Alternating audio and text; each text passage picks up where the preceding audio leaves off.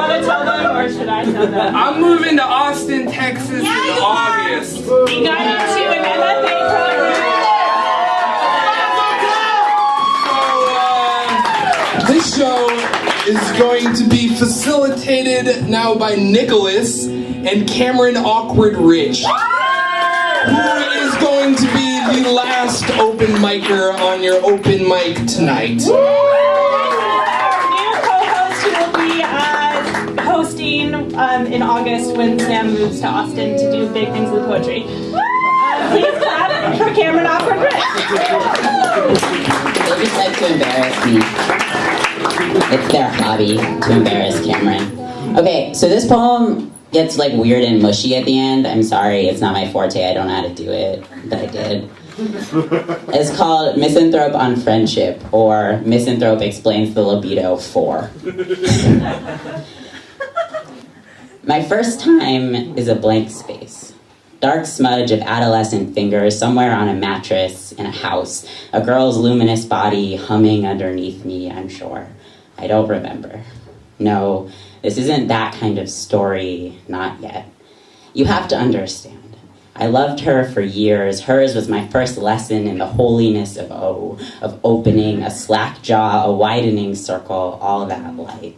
The way a person thrashes into it, wild and unbroken. So often, I say the body when I mean something more like the space it occupies. The world that moves through it, the first word, every sound that roared me into waking. At least, this is the story my mother tells me about myself. That I have language for each small violence that marks the limits of my body, but none for hunger or whatever keeps it fed. Understand, years later, when I first tried to unlock some light hidden in my own skin, I found it, I'm sure.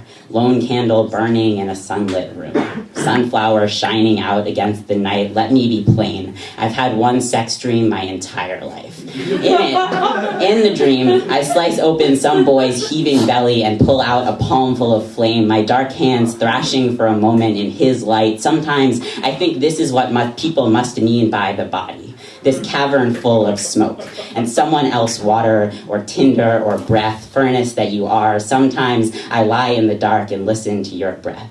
Bonesaw choir singing in your throat, and think only months ago my body opened and cast you in its dim light, said here, said this boy, said want, and what do I want from you? I'm not sure that it's anything but that first small violence. Oh no. I'm not sure that it's anything but that first small violence to sit in the dark, so long listening to what you become without your language, pretending this means I know you, or have become you, or have made myself finally small enough to stand between your words. Isn't that what we mean by love? Isn't that what I mean? Isn't that why people try so hard to taste everything that moves through other people's bodies? Love, to watch it open and flood with light. Don't worry. You aren't the boy in the dream. He lives in a locked room inside me. You are just a boy, or something wearing a boy's body, or something I listened to for so long, ugly music, but still music I won't forget. The first girl, she tells me that love isn't love without a blade, without a body splitting open, without my fire, her tinder. But this boy, he sits with me in the dark. This boy, he writes 100 stories. This boy, he breathes, and tell me, why isn't that enough?